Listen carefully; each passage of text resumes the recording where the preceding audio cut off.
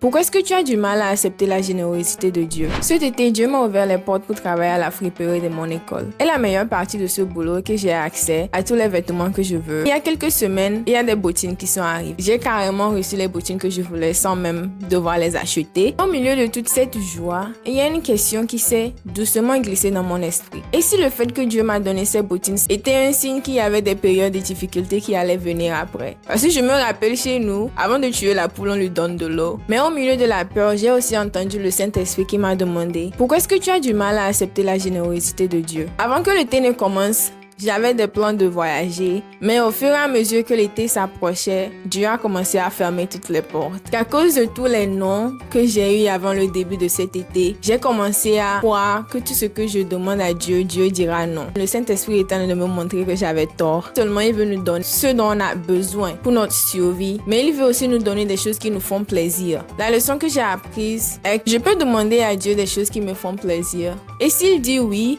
c'est bien. Et s'il dit non, c'est son choix. Ce n'est pas à moi de décider ce que Dieu veut me donner ou ce que Dieu ne veut pas me donner.